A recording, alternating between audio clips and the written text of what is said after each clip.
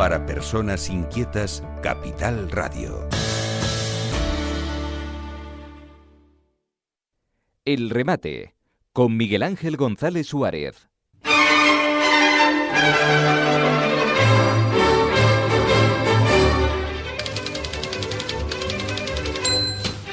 Bueno, hoy es lunes de carnaval, fin de semana de carnaval.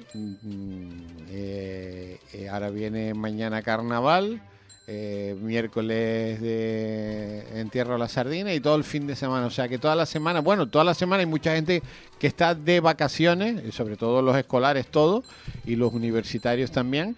Y hay gente que también está de vacaciones. Nosotros no, nosotros estamos aquí con la actualidad. Y nos vamos a remontar a una reunión que hubo en la Casa Blanca el pasado jueves, que fue un espectáculo tremendo. José Figueroa, buenos días. Buenos días con alegría, Miguel Ángel. Bueno, ¿qué pasó el jueves en la Casa Blanca? Pues aquello fue una mezcla de teatro de guiñoles, donde faltó que Trump le diese con un palo en la cabeza a Zelensky. ¿Tú crees? Entierro de la Sardina y carnaval, todo a la vez. ¿Sí? ¿Tú crees que fue todo un teatro? Yo creo que fue parte teatro y parte se le fue de las manos. Ya. De hecho, tenemos aquí a punto de entrar. Ya está con nosotros. Ya está, Juan Antonio Aguilar, director del Instituto Español de Geopolítica. Bienvenido, Juan Antonio. ¿Qué tal? Muy buenas. Un saludo a todos. Bueno, Juan Antonio, cuéntanos, ¿qué pasó el jueves en la Casa Blanca, en el despacho Oval? Bueno, lo que pasó es que hubo no es una rueda de prensa, es la típica sesión fotográfica que suele hacer cuando hay un visitante, un gobernante extranjero, un presidente visita a otro, ¿no? Siempre suele hacer, esto lo podemos ver también en el Palacio Moncloa en España, cuando llega algún visitante extranjero, pues se hace una especie de sesión fotográfica con la prensa, hay preguntas y demás. Y aquí yo creo que hubo un error en los que planificaron y organizaron todo este tema, en el que dieron excesivo tiempo para que al final se produjera lo que se produjo. Y yo creo que si nos fijamos, por ejemplo, la recepción de Starmer a Zelensky en el día de ayer ocupó 4 minutos. En cambio, esto duró 50 minutos. Es decir, en algún momento, efectivamente, se fue de las manos. ¿Por qué lo alargaron tanto? Pues porque Trump quería darle mucho más solemnidad a la cosa, porque se iba a firmar una cosa tan importante como el acuerdo de tierras raras, el llamado de tierras raras, aunque va mucho más allá de las tierras raras. Se iba a firmar un acuerdo que implicaba, tras su firma, la solicitud a Rusia de un alto el fuego, y posteriormente convocatoria de elecciones en Ucrania, y tras eso el ya establecer un tratado de paz, empezar a negociar ya un tratado de paz. Ese era el camino, la hoja de ruta, como se dice ahora, que llevaba la administración norteamericana. ¿Con qué se encontró? Pues se encontró con lo que no esperaba. Se encontró con un Zelensky, que además yo y muchos analistas consideramos que estaba perjudicado por alguna sustancia. Se encontró con un Zelensky Repite, por favor, que estaba perjudicado por alguna sustancia. Sí, eso lo hay que ver. Yo recomiendo a todo el mundo, porque aquí los medios de comunicación corporativos y oficialistas se han dedicado a poner los últimos minutos, esa fase álgida, digamos, de toda la bronca, ¿no? Pero yo recomiendo a todo el mundo que vea los 50 minutos. Es fascinante, Y se dará cuenta, efectivamente, cómo estaba el personaje, me refiero a Zelensky, cómo estaba el personaje y la actitud que tenía este personaje ante el presidente de los Estados Unidos, el vicepresidente y todo el gabinete norteamericano que estaba allí presente, ¿no? Es decir, y nos damos cuenta que, por un lado, lo que digo, está perjudicado y por otro lado llevaba una clarísima intención, que era la de provocar en algún momento la no firma de ese acuerdo. Pero la reunión se produjo antes, ¿no? Antes de eso hubo 45 minutos. No, hubo, es decir, cuando se llega, pues hay 45 minutos en el que están los saludos, las presentaciones, pues me imagino que tomar un café, lo que sea, antes de la comparecencia ante la prensa. Después de eso, sí que estaría en la reunión, la firma y la cena que estaba prevista, todo en la Casa Blanca. Y todo eso Solo- se canceló, todo. Todo eso se canceló, es más, es decir, nada más que acabar la comparecencia de prensa, las partes se retiraron a distintas salas y Marco Rubio fue a avisar a Zelensky que por orden del presidente abandonara la Casa Blanca. O sea que Trump le dijo que se fuera a Zelensky. Exactamente, que se fuera. De hecho, Y, él dice en inglés, en un momento dado, dice que saquen a este hombre de mi casa. Exactamente. Lo dice en inglés, ¿eh? Que salga de mi casa, exactamente. Es decir, así es. Y bueno, pues decir, comentar, ¿no? Si nos ponemos ahora mismo a comentar los 50 minutos, o sea, ni teníamos toda la mañana, ¿eh? Yo recomiendo a todo el mundo que lo vea. Pero mira, pues por destacar algo para darnos cuenta un poco del asunto, ¿no? Durante minutos y minutos, el señor Zelensky estuvo soltándole al presidente de los Estados Unidos la propaganda habitual con la cual nos han estado mintiendo durante 3 años. ¿Cuál es esa propaganda, Juan Antonio? Cuéntanos. Pues mira, pues que la guerra efectivamente empezó en 2014, que Rusia no cumplía con los acuerdos de Minsk, cuando todo el mundo sabe ya por los propios protagonistas que estaban allí, que los acuerdos de Minsk eran una treta para ganar tiempo. Por ejemplo, soltó que Rusia se negó al intercambio de prisioneros, cuando podemos ver las fotos en 2019 de cómo Zelensky organiza un acto propagandístico para recibir a los prisioneros. O sea, todo era mentira. Le contó al presidente de los Estados Unidos la historieta de la propaganda, teniendo en cuenta que el presidente de los Estados Unidos y el gabinete norteamericano tiene 50 servicios de inteligencia, es decir, para informarles. Ellos conocen la realidad. Cuando un tipo se presente y me estás contando la propaganda a mí, que yo conozco la realidad, es que me están mintiendo. Mira, te pido por favor colocarte en una zona que tengas buena cobertura, porque en algún momento se pierde la señal, o que no te muevas, por favor, porque es muy interesante lo que estás contando, ¿eh? Hay una cosa, Juan ¿Se Antonio. me oye? Perfecto. Ahora sí. Perfecto. Hay una cosa, Juan Antonio, que creo que tampoco ha trascendido, que en un momento dado Zelensky insulta a Trump en ruso. ¿Y qué dice? No es Trump. Es decir, cuando hay un momento en el que ya la cosa se ha ido de madre y Trump se da cuenta y dice, bueno, la última pregunta, para cortarlo. Se Y en oye ese fatal, momento- Juan Antonio. Juan Antonio, Sí, a ver si la cobertura conseguimos... está fatal. A ver si tenemos una zona, Juan Antonio... Espérate, te busco, a ver, Sí, espera, a ver. buscar mientras que nosotros... Estamos hablando cuéntanos Con Juan Antonio Sí, Aguilar. Sí. Él es el director del Instituto Español de Geopolítica. bueno, de esto algo sabrá. Bastante. Es el director del Instituto Español de Geopolítica que está en Madrid ahora. Sí, es exmilitar, Sí, es físico, Ujú. es informático, ajá. es un A ver, señor chicos, que además... ¿Se me oye mejor ahora? Ahora sí, Perfectamente. menos mal. Es que, repito, es tan interesante lo que cuenta que si se pierde la señal nos perdemos muchas cosas, ¿eh? Bueno, pues os comentaba, cuando Trump dice, venga, una última pregunta... En ese Vuelve momento- otra vez. ¿Hay algún yo creo que nos están metiendo a microondas por Te alguna vamos razón. te vamos a llamar de nuevo. A ver, no sé si estamos hablando Hazlo. con un móvil, ¿no? A ver si tenemos un fijo, ¿hay posibilidad? A ver, llamamos desde, a ver, en producción, llamamos a ver si conseguimos un fijo porque es muy interesante. Estamos hablando, vamos a repetirlo. Juan Antonio Aguilar, Sí. director del Instituto Español de Geopolítica. Bueno, estamos contando cosas que no ha contado nadie. Es que hay un montón de cosas que no... Yo rogaría, por favor, esos 50 minutos a ver si Que los busquen porque no, están. No, de buscarlos no. Los vamos a buscar nosotros y los vamos a poner en nuestras redes. Ah, muy bien. Esos 50 minutos, Sí. porque son 50 minutos. No, No son tienen pérdida, ¿eh? Evidentemente están en inglés, pero bueno, ya hay plataformas que traducen. Sí, Lo vamos sí. a poner en nuestro YouTube, esos 50 minutos. Los vamos a poner en todas las redes con la intención de que De que la gente tenga acceso a esto. Sí, que puedan escuchar. Y después ya... Enterito. Y que después ya, porque está diciendo que este señor estaba Perjudicado. Estaba perjudicado Sí. con sustancia. Pero, a ver, esto es algo que se lleva hablando desde el principio de esta Sí, historia. Sí. Entonces, este señor tiene fama de esto, ¿eh? Ah, tiene fama de esto. Sí, tiene fama.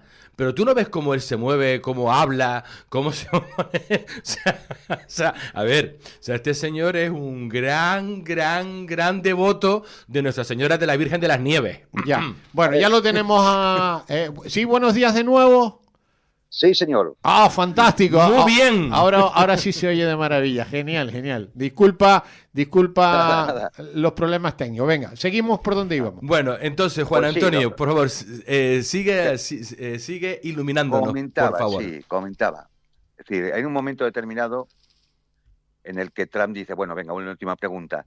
En ese momento el vicepresidente J.D. Vance es cuando le dice a Zelensky, de verdad, de que, hombre, usted debe ser más agradecido, y empieza a responder a alguna de las cosas que ha planteado Zelensky, ¿no? El cual, por cierto, llamó asesino a Putin, y claro, eso no es forma de poder negociar con alguien cuando le estás llamando asesino y le estás insultando y demás. En ese momento se ve cómo en ruso, y para sí mismo, Zelensky le llama a J.D. Vance puta perra, Puta perra. Puta perra en ruso, ¿eh? ¿Eh? en ruso. Es decir, claro, ya te puedes imaginar, ellos, los que están allí, no entienden ruso, no se dan cuenta, pero sí se percatan de ya cuál es la actitud, que está en multitud de fotografías, y sobre todo se puede observar en la grabación, la actitud del señor Zelensky. Con lo cual aquello acabó pues como El Rosario tenía que acabar. de la Aurora. Muy Sí. mal, muy mal. Ahora bien, esto fue una cosa que se salió de madre e improvisada y demás. Bueno, pues mira, la primera impresión que te da efectivamente es así. Pero claro, cuando vas analizando todos los acontecimientos posteriores, te das cuenta de que hay cosas sospechosas. Por ejemplo, la clara coordinación que todos los altos funcionarios y políticos europeos tuvieron a los pocos minutos de salir Zelensky de la Casa Blanca, donde empezaron a emitir tweets de apoyo a Zelensky, sin saber realmente ni siquiera lo que había pasado y por qué, dando apoyo a Zelensky, y a sabiendas de que al día siguiente todos se reunirían en Londres, en la reunión que tuvo lugar ayer. Entonces, estas cosas no se improvisan. Es decir, que incluso los tweets parezcan que son un corta y pega y se los han copiado unos a otros porque son las mismas palabras, las mismas frases, etcétera. Estas cosas no se improvisan, y menos en temas tan graves de política internacional. Ahí hubo una coordinación y, por tanto, tenían conocimiento de que algo así iba a ocurrir con Zelensky. Luego Zelensky fue el emisario de la muerte, el que fue allí precisamente para provocar una situación como la que vimos. Juan Antonio, hay un tema que es muy importante en esta saga de la guerra de Ucrania, que, de nuevo, el gran público, en su mayoría, desconoce, y al que nos estamos enfrentando a una reedición, por así decirlo. Estoy hablando de el rol, el papel que juega el Reino Unido en esta historia. Y cómo, en un momento dado, interviene Boris Johnson, otro personaje de opereta, y lo que hace Boris Johnson en un momento dado, y cómo ahora parece que hay una reedición de esto, solo que ahora le toca a Starmer. Porque sí, parece que el papel aquí de Inglaterra, o del Reino Unido, una y otra vez, parece ser que es el que mete el palo en la rueda de la paz. Esto fue Boris Johnson, y después Liz Truss, y después estuvo Sunak. Y ahora ¿Qué hicieron? Starmer. Cuéntaselo a la gente, porque esto es algo que en realidad no ha traducido tanto como debería, porque es que no se habla tanto de esto. Porque ahora mismo Claro, hay guerra en Ucrania porque Boris Johnson paró la paz. Efectivamente, es que claro, aquí, es decir, así a pinceladas muy gruesas. Por favor. Por toda una serie de situaciones que sería largo comentar ahora, aquí hay un golpe de Estado en Ucrania en 2014, eso provoca una guerra civil en 2014. Y esto lo reconoce el propio Zelensky en la reunión de la Casa Blanca. Es decir, hay una guerra civil y hay un momento en el cual ya la situación es tan sumamente grave, y además en la que Rusia ya está decidida a confrontar con la OTAN, porque se está ya está metida en sus fronteras. Entonces, el 24 de febrero de 2022 se produce la intervención militar rusa. Al mes y medio se había llegado a un acuerdo en Estambul. Exacto. Ese acuerdo se había firmado allí en Estambul y solo quedaba su ratificación en Kiev. Y es una visita de Boris Johnson, de acuerdo con la administración Biden, la que le dicen al régimen de Kiev que la guerra hay que continuarla. Tal cual. A partir de ese momento es cuando yo digo, aquí se acabó la guerra de Rusia con Ucrania. Lo que viene después ya es una guerra de la OTAN, con Rusia. Y el papel del Reino Unido ha sido fundamental para esta guerra, pero que además ha sido fundamental siempre en la geopolítica europea, porque la OTAN nace bajo el lema de la geopolítica británica, que era mantener a los rusos fuera, a los americanos dentro y a los alemanes abajo. Correcto. Ahora ustedes comparen si efectivamente no es eso lo que está ocurriendo, ¿no? Hasta la llegada de Trump, digamos, ha roto, le ha pegado una patada al tablero geopolítico y entonces ahora estamos en una situación distinta.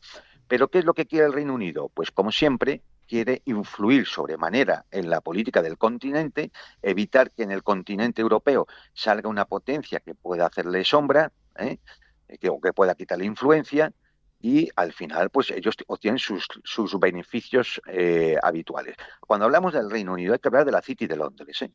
Por eso da igual si hay un gobierno conservador laborista, si es Johnson o Liz Truss, si es Starmer o es Sunak, da lo mismo, porque aquí quien manda es la City de Londres. ¿Y cuál es la posición que tiene el Reino Unido? Pues evidentemente continuar la guerra. Como la City de Londres, las oligarquías y las élites globalistas europeas están enfrentadas a Trump, al cual ven como un paracaidista que viene aquí a romper la tónica de nuestro dominio, pues el continuar la guerra, aislar a Trump, y para eso quieren utilizar a la Unión Europea para esos fines. Fíjate que el Reino Unido, que no es miembro de la Unión Europea, la influencia que tiene en estos momentos, que la reunión previamente para tratar todo esto, la postura europea respecto al plan de paz de Trump y demás, se realiza en Londres. Y aparecen países que no son de la Unión Europea, como Canadá, y faltan otros que sí son de la Unión Europea. Es decir, ¿qué hubo en Londres? Una reunión dirigida por el Reino Unido, que es la que quiere mangonear toda la política europea, la que quiere continuar la guerra, porque es lo que interesa a las élites de la City y a las élites euroglobalistas de Bruselas.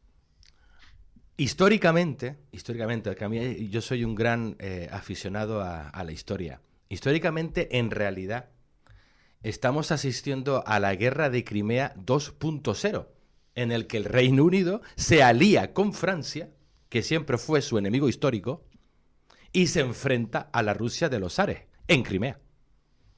Sí, sí. Es que no hay nada nuevo bajo el sol. Y fíjate tú, no, Macron en historia, y Starmer. Mira, en historia las analogías siempre son muy importantes, pero además hay una cuestión, que es que la geopolítica manda en esto. La geografía determina muchas veces los acontecimientos. ¿Por qué? Porque un país puede tener muchas políticas, lo que no puede es cambiar de sitio en el planeta. Correcto.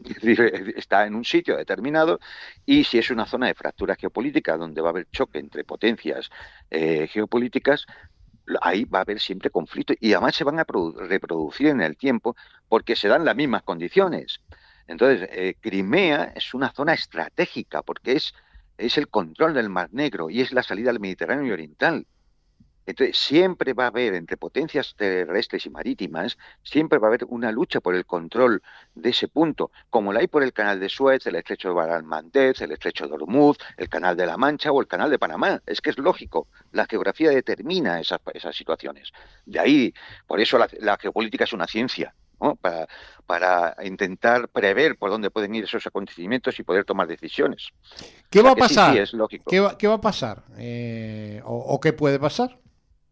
Bueno, pues, hombre, no tenemos la bola de cristal. Por supuesto, por supuesto. Después de lo ocurrido en la Casa Blanca, Trump se fue a jugar al golf y se dio 5 días para tomar decisiones. Es decir, el próximo día 5 de marzo, Trump hará una comparecencia pública al pueblo norteamericano, en el cual va a explicar, va a contar cosas.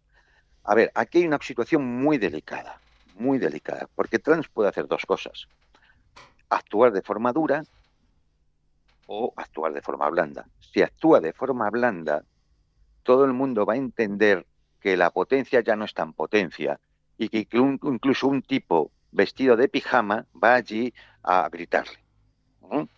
Y esto le pondría ante una situación de debilidad e incluso ante la percepción que el propio pueblo norteamericano puede tener de su presidente.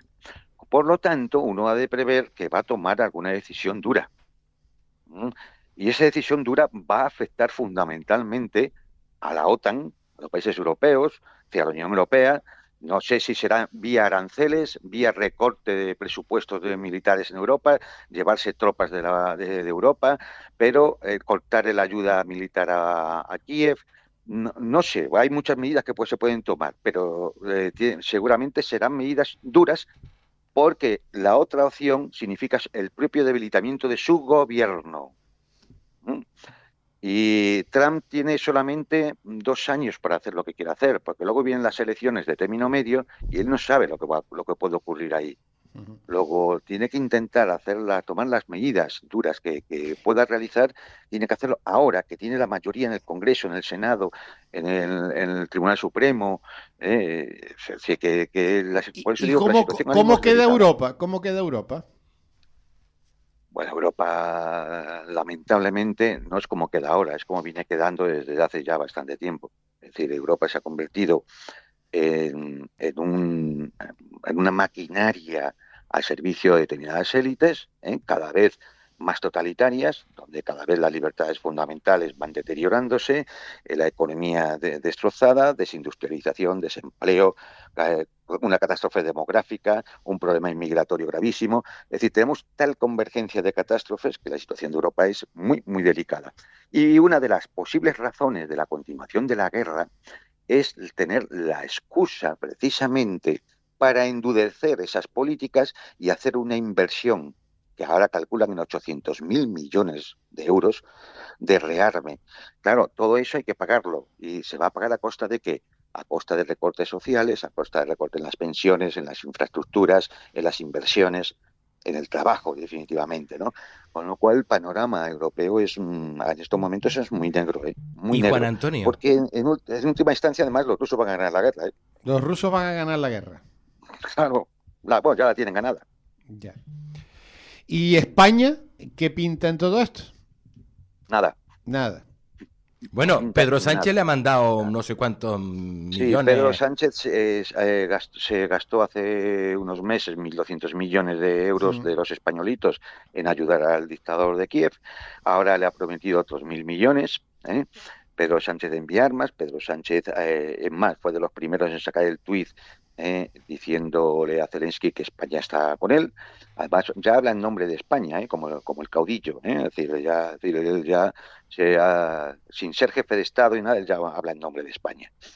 Pero bueno, es lo habitual. El Ministerio de Defensa está en las mismas y la prensa oficialista, la prensa que vive realmente del poder, pues bueno, pues haciendo de corifeos y engañando a la gente, que es lo que llevan haciendo los últimos 3 años con la guerra y en los años anteriores con la pandemia, y etcétera, etcétera, etcétera. ¿Nos tenemos que preocupar Es que los ciudadanos? los ciudadanos tienen que estar muy alerta. Muy alerta. Muy alerta porque nos intentan llevar una guerra. Y tengan por seguro que a la guerra no van a ir los hijos de los apellidos ilustres, ni de la clase política, ni de los grandes empresarios. Van a intentar mandar a los de siempre, a los hijos y a los nietos de los de siempre. Es decir, no se nos ha Porque perdido ¿ves nada, la no guerra? tenemos ningún interés. ¿Ves la guerra Sí. ya cerca? Hombre, a ver, hay un riesgo de que efectivamente esta gente, ante la inevitabilidad de una derrota, intenten echar ya toda la carne al asador antes de ver de nuevo, yo qué sé, pues imágenes como las de Kabul en Kiev, que es algo que les aterroriza. Entonces, antes de eso, son capaces de empezar a echar carne humana en aquella picadora. Y una cosa, Juan decir, Antonio, que a mí me parece muy importante, ya para acabar, se nos echa el tiempo encima. Si hubiese esta guerra, o sin ella, el gasto en armamento es brutal. Claro, eso es independiente. ¿Y quiénes son los dueños de la industria armamentística que se va a beneficiar de esto, haya guerra o no guerra? Pues esas élites euroglobalistas que son las que efectivamente en Londres han dicho que hay que continuar la guerra. Esas mismas, porque además nos engañan con cosas como, por ejemplo, bueno, pero va a ser la industria europea, ¿no? Porque ¿Qué va? Rheinmetall va a Existence, o mire, el Rheinmetall va a Existence, no es una empresa alemana o británica. Son empresas que sus accionistas mayoritarios son los fondos de inversión BlackRock, Vanguard y demás, Exacto. que son los mismos que son dueños de las grandes empresas del complejo militar industrial norteamericano. Exacto. Es que son los mismos de siempre. Claro, A los esto iba. sospechosos habituales. A esto iba. La banca siempre gana.